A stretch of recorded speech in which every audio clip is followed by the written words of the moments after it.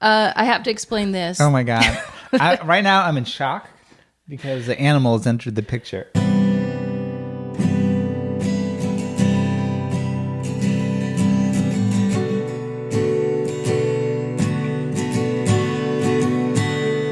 Hey people in podcast land, this is Phil Surkis. I want to welcome you to yet another episode. I don't know what number this is going to be. It's going to be 10 or 11. I don't know, but this is Spice Cabinet. I'm sitting here in the kitchen of Meredith May.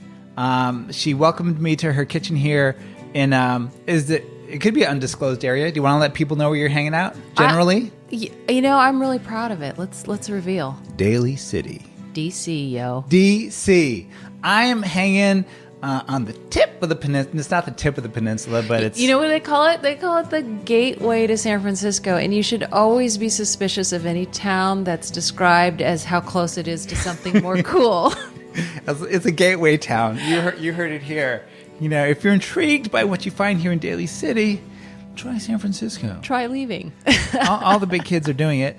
Hey, Meredith, how you doing? Nice to see you. I'm doing really well. We're having beautiful sun in Daly City today, which is a rarity. Here's the thing. I drove from Oakland over here, and I just had it in my mind, socked in. It's going to be socked in with fog. Oh, yeah, that's what we're famous for. Yeah. We bottle it and sell it at the Safeway. It's foggy here all the freaking time. And when I first moved here, it was not because I wanted to live here. It's because I fell in love. You know, nice. And you bend the rules, right? When you fall in love, Sure. You have to compromise. And so the compromise was to move into the house with my lovely, not yet wife. Mm-hmm. And at first I was so snooty patootie. Mm-hmm. Now I've had a full 360 about it. Now I'm like the Daly City, free public relations person. That's I tell so true. everybody how cool it is. Because when I came into your home, you were like, this is how this town was planned. This is the city design. It was designed to. You had so many interesting facts about Daly City. This is somehow going to be a Daly City episode. Okay, well, you are sitting in the home of the man who wrote a book about Daly City. Really? So the author used to live here, and his book was about the dude who built Daly City. His last name was Dolger. Okay. And so every single home here, it looks like, radio listeners, the homes look like the homes either in the Brady Bunch or the movie The Incredibles. So those mid-century modern 50s homes with the slanty roofs. Was Dolger an architect? Or? Yeah. Okay. Yeah, and so this I believe is the first suburb. Yeah. I think in the whole country. I may be overstating it, but when I'm on the radio, I kind of just put a little pizzazz on stuff, on my facts. So anyway, and he designed it with the shopping center in the middle, and it was car free. There were no cars like there are today.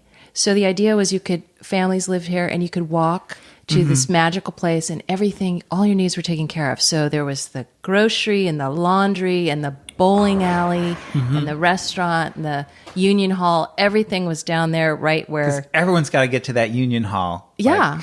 Pancakes, breakfast. I'm from the East Coast, and where everything seems to be built around a town green. Yeah. Not a shopping mall. Or no, we're makes more consumers sense to me. here. This makes more sense to me because once people would reach that town green, no one knew what to do. There's just a bunch of people standing out in the field. No bocce ball? No bocce isn't ball. That No, big on I don't the East know. Coast? People on the East Coast don't exercise on green. What do? They stand on green. They complain about the weather. That's what we do. We go out into the green. We say it's too hot, it's too cold, and go back inside. Okay, I have to explain this. Oh my God! Right now I'm in shock because the animal has entered the picture. This is our gray cat, Lulu, who is probably 116 in human years. Oh my God. She weighs about 5 pounds, and she doesn't meow. She bleats like a goat. I'm hoping that came out. So she'll be back later. But we can put her in a room and shut the door. No, because you don't know this about me, but if I could have a goat-like cat, I mean, that's very special. I think goat sounds are funny, and to have them in a cat, so you can keep the goat sounds in your house, I don't know if life gets better than that. I met Meredith because she was writing for years for the Chronicle. Mm-hmm. Like mostly like human interest stories or about people. Exactly. About the fabulous people. Exactly. So we met through one of your pieces you did. We talked so much, I think I learned about like that you kept bees and you cultivated the honey. I'm crazy for bees, and I somehow find a way to work it into every single conversation. Well, I apologize for foisting them on you. This is the conversation to talk about them. So you got bees in your yard right now. Yeah. And I was just saying that since it's the first sunny day in a couple of really cold, rainy days, the bees are coming out today, and they are so happy. They don't come out unless the weather's warm. Okay. So sensitive little creatures. They're very sensitive. I was raised by my grandpa, and he was a beekeeper for 70 years in Big Sur. So I lived in his house, and I was his little sidekick, and... This is crazy. Oh, yeah. He had like 100 hives in Big Sur. Oh, my goodness. Mm-hmm. And so you grew up in Big Sur. I grew up in Carmel Valley, which is just on the other side of the range there. Yeah. So we drove all the time to get to his hives. His hives stayed in Big Sur. Okay. So yes and no. Okay. Well, down there on the Monterey Peninsula area. Exactly. Wow. So I'm actually a fifth generation beekeeper. And before he died, he asked me if I would take care of his bees. And he passed in 2015. So I took his last beehive. And I'm taking care of the bees for him now. So you've been doing this your whole life. You've been caring for bees. Well, I started with Grandpa when I was 5 and worked with him until I would say about 14 when I discovered, boys and, and then I left for college. The boys and the bees. Yeah. And I didn't pick them up again until 2011 when I was working at the Chronicle. Okay. And my grandpa became too weak to lift the hives anymore. He was forced to retire. Okay. The hives are really heavy when they stack up in boxes, and those boxes fill with honey, and they can be like 50 pounds to lift them up. And he couldn't lift them anymore. And he was very sad. And so that was the moment I thought, oh my gosh, like I have to pick this up for him. Yeah. So an editor of mine at the Chronicle, we convinced our bosses to let us put 2 hives on the roof of the Chronicle at 5th and Mission. That's cool. Yeah. So, and then Grandpa became my consultant. I was calling him all the time, and because I had a kid's knowledge of bees. Like he was doing all the work and the maintenance and the pest control and the feeding and the keeping the records. A lot of this, like when you start at that age, there's probably a lot of information you had that was just kind of just a little underdeveloped because you almost probably took it for granted because you just like grew up with it. Yeah. Then you had to learn some hard facts ultimately. Yeah. And I think it's like anybody who gets excited about having bees, you have this sort of romantic feeling toward bees and you want to help bring the bees back, and you have sort of like an altruistic ecological motive, and you get super excited. And there is a lot out there about sort of the brilliance and genius of bees. And so you get swept up and you get your hive and you get your equipment, and then you realize it's entomology and pest control. And it's work, and you learn by messing up and losing your bees over and over and over until you finally figure it out. The unsexy side of beekeeping. Oh my God, you have to check for mites all the time. Oh. I know, I'm like, this is a bummer. Let's open some honey and taste it or something and do the fun part. But yeah. You make honey, you make lip balm, you make, what else do you make from bee stuff? Candles. You make, oh my God. Yeah. That's the coolest thing. Yeah, you can melt the wax down, and I take some knee-high pantyhose and I stretch it across a aluminum bread tin, and then I heat the wax up in a pan with some water. Yeah. And then when it's melted, you pour it through the pantyhose, and it hardens in the tin, and the wax rises to the top and hardens, and then underneath is just the water, and you can pour it off. That's amazing. There you go. Oh my God. Crafty. Crafty. It smells wax that I want to put on some toast because it smells so good. So good. What can we do to make Daly City the center, the mecca for beekeeping and honey making in the United States? Or where is this place? No, here's my fantasy. I'm going to have this like a wine tasting room, but it's going to be honey tasting. Okay.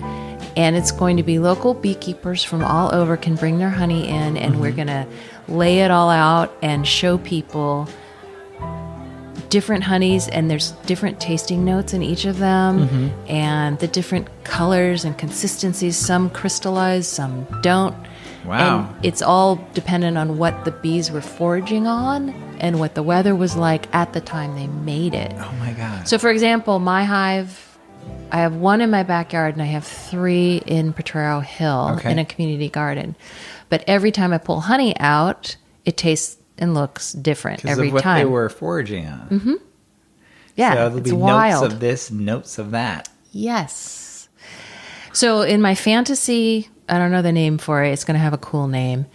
Hive mind. We'll just call it that for now. Okay. And it's going to be honey tasting. And then if you like something you taste, then you can buy that jar and the money goes to that beekeeper. So different beekeepers can make money that way. And then we're going to have mead. Honey wine. Honey wine. Yes. So mead. Tell me about this word. Ooh, mead. It's the oldest alcoholic drink out there. It's fermented honey. Okay. I have some downstairs that I made, and it's the ambrosia of the gods. Okay. And it is supposed to. The mythology of it is it's supposed to make people feel really sexy and happy and silly. And, okay. Yeah. So that Gotta with honey try some, tasting is right. going to be a rockin' little place to hang out. Oh my God. Oh, I want to be part of the think tank that comes up with a name. Yeah. Yeah. Super fun. So, so I've got a cabinet full of honeys from all over. Beekeepers have given me, or my friends when they travel, they bring me back honey. Miley from Big Tiny, she and Eddie went to New Zealand. Yeah. And in New Zealand, there is this only in New Zealand honey called Manuka that is crazy medicinal. You can put it on wounds and it clears wounds. Okay. And it's like super, super, super special honeys. And anyway. So you have a lifetime of this. Now, are you tired of people giving you bee-related gifts? Or do people give you bee-related gifts? Thank you. Can I make a public service plea about that? Here we go, ladies and gentlemen. I'm going to insert some kind of fanfare music. Go. The answer... This is a safe space, by the way. I know. I don't want to offend anybody. But yeah, sometimes me and our 2 other listeners. Sometimes people give me, like earrings and T-shirts and socks and yeah. And the thing is, it's lovely and sweet, but I'm getting a big collection, and I don't want to be the crazy bee lady. No, because I get it. It's maybe your palate, but not your aesthetic. I can think of 2 gifts that were like that, like crazy bee lady gifts, but they're so bad they're good. I love them. Yeah. One is a rolling suitcase that's like a cartoon bee, but it's like a babushka. It's actually a kid's suitcase. But when you unzip it, there's another baby bee backpack inside. Oh my gosh. And it's hilarious because I put honey in it, for example, when I need to make a delivery.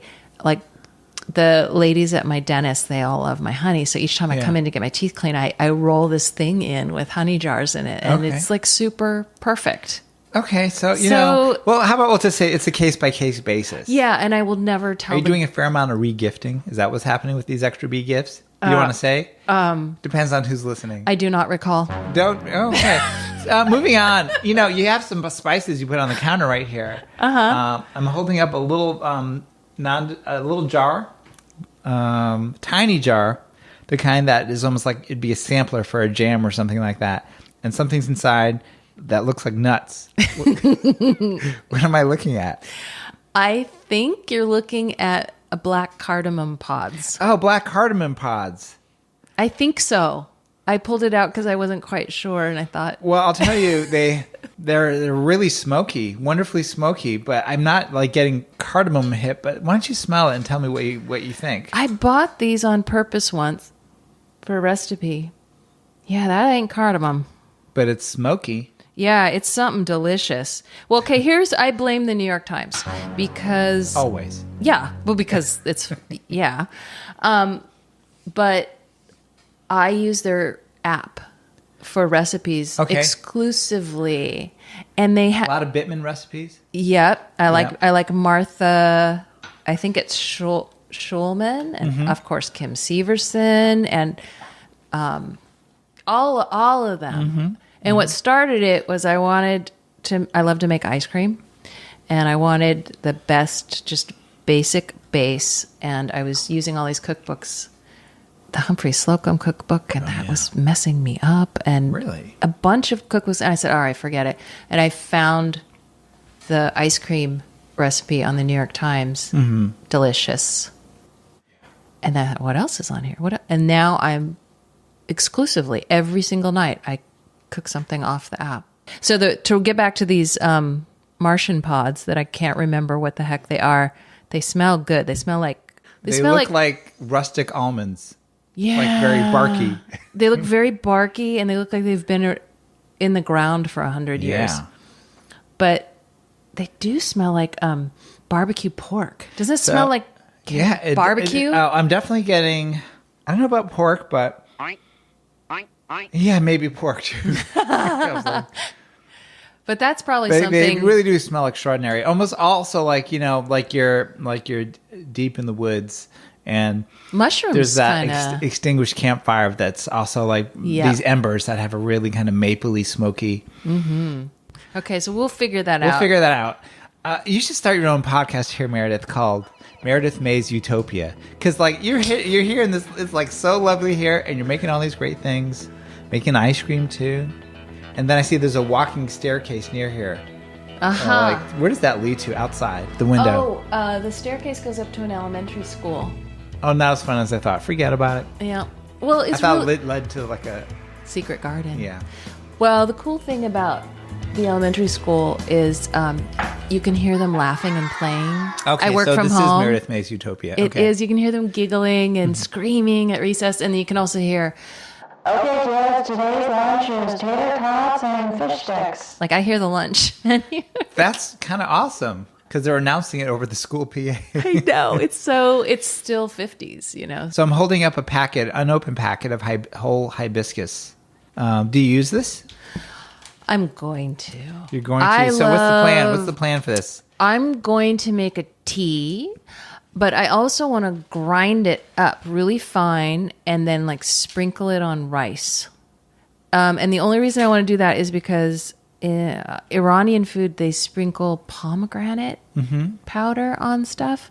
And I just am so crazy for hibiscus. I want to try it with hibiscus. I'm getting that. You do quite a bit of cooking in this kitchen. I do. Does your wife cook? No. Okay. Well, she barbecues. Okay. And she touches the meat. I don't like to touch meat. So sometimes if something has to be quartered or cooked or carved, she helps me there. But you consume everything. You seem like a lover of all foods. Yeah. Everything vor except for, well, actually, my wife will eat anything. Okay. I just don't like the taste of shellfish. I don't eat. And anything raw, like sushi or carpaccio, it's got to be cooked. Okay, please don't send in letters. I'm just kidding. No, that sounds like a wonderful kitchen partnership, especially, like, I know, it's a thing to handle meat if you are making meat or, you know. Makes me a little queasy. I was a vegetarian for 12 years in the past, and I get it. And, you know, and I'm... What brought you back to the dark side? Chez Panisse. Really? You want to hear this? Yes. And an awful boyfriend. Okay. Oh, I have to hear this now. Okay. Okay, so we were eating in the cafe, not the fancy part, but... upstairs. Yeah, we were upstairs with the riffraff. And looking at the menu, and he said, you know, Meredith, you are very boring to eat dinner with because you can only choose from a handful of things on the menu. Now, granted, this was, oh gosh, here I am with dates. Last week or 20 years ago. Yeah, last week or 20 years ago, but it was like early 2000s before it was so easy, before the menus had caught up to people's consciousness. Right. Okay. But that pissed me off because He was a jerk. So this was just someone like this was dating? Yeah. Like, okay. Yeah. And so in my mind, that was like a glove thrown down on the table. So I waited till the wait person came by, and I chose the meatiest meat thing I could find on the menu. I'm like, oxtail ravioli, bitch. Oh, I love this. So his eyes got real big, and they brought it, and I'd never had oxtail, and it, you have, I'm sure. It's very rich. It's super fatty and delicious. And it melts in your mouth. Yeah. It's almost like foie gras. Yeah. It's like the foie gras of meats. I didn't know.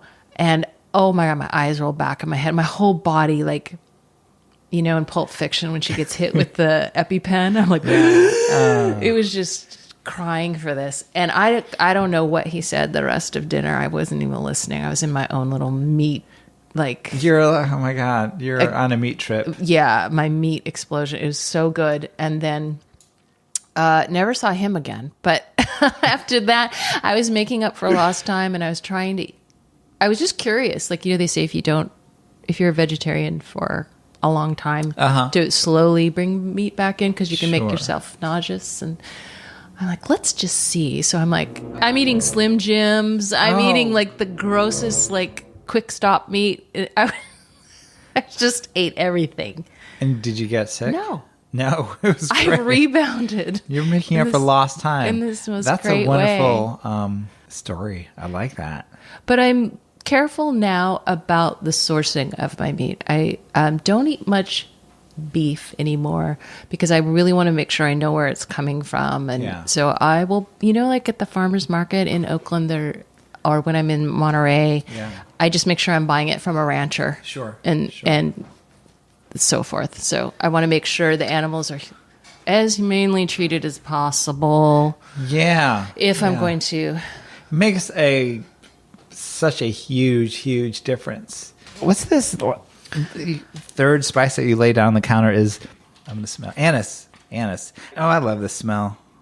I love that because I bought that in Vancouver, in North Vancouver in Canada, at an Iranian market. There's a big Iranian community there. Mm-hmm. And I was working on a book, and I was one of the main characters in my book lives there. And so he was taking me through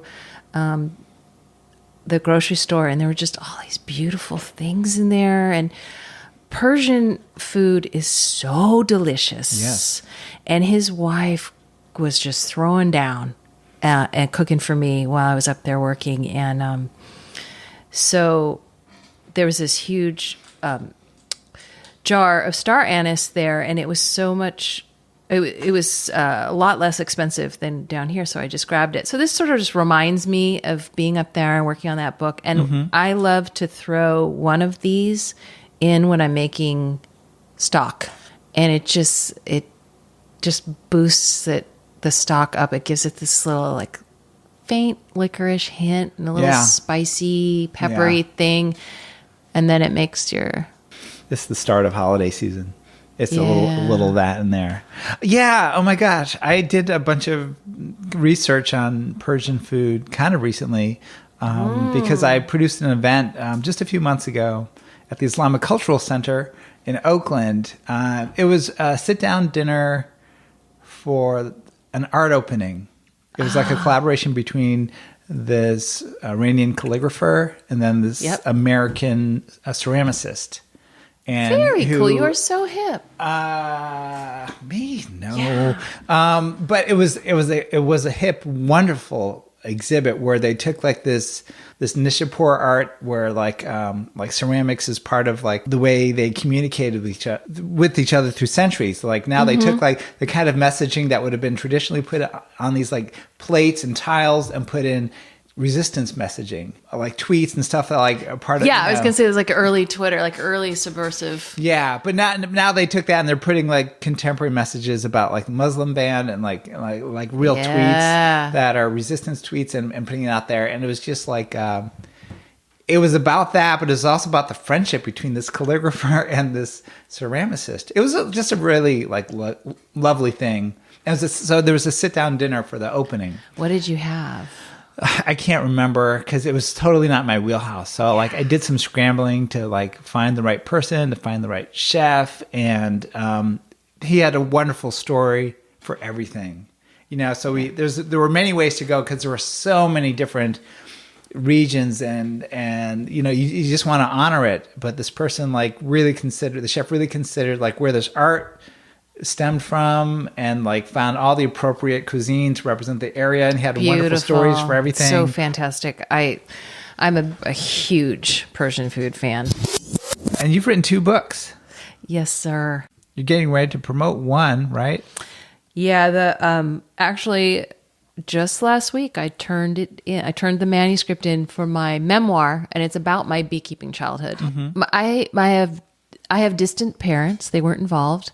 And so it's a story about how I survived that by studying beehives with my grandfather. So all the life lessons I was not getting from parents, I was getting from watching bees and how they behave. Sounds like your grandfather sounded like a really amazing, caring presence. He is, they used to call him the beekeeper of Big Sur. And all you have to do is say that and you have an image of like some crazy guy with Einstein hair and like pipe dope splattered on his... Gentleness is the first thing that comes to my head. There's something very gentle about that. Yeah, he's very Yoda-like. He had this old, funky 1951 post-war army bus in the backyard, and he ripped out all the seats. Okay. And he put his honey factory in there, so that's where he would spin and bottle the honey. Wow. And so... Yeah. Like a mobile? No. No, it was stationary. Yeah, he took the engine out and sold it to a buddy, so it just stayed there. But he built this, he had a spinner, and then he used galvanized steel plumbing pipes to like pump the honey up through the pipes, and they ran the length of the roof, and then they would drip down into these huge holding tanks. Mm-hmm. He powered the whole thing with a lawnmower engine. Oh my God. I mean, he's just like this... funky Big Sur dude. And and now here you are in Daly City. Well, we're going back. We're definitely going to move back. Oh, okay. When she's done. She has a few more years. And okay. Yeah, that's the plan. We're going to go back to our roots.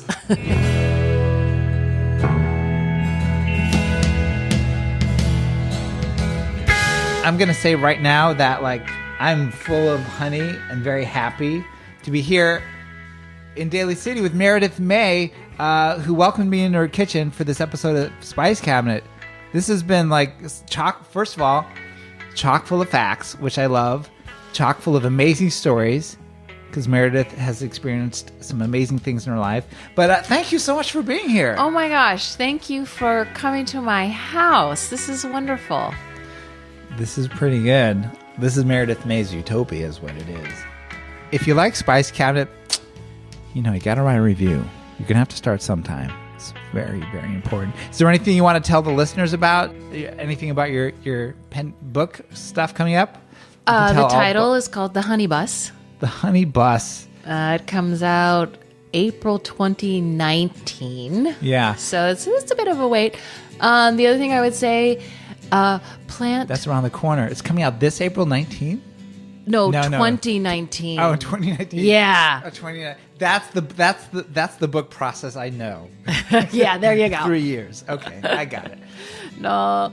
And the best thing you can do other than becoming a beekeeper, the best thing you can do for bees is plant bee-friendly flowers in your garden. Love it. Bye, everyone. See you next time. Bye.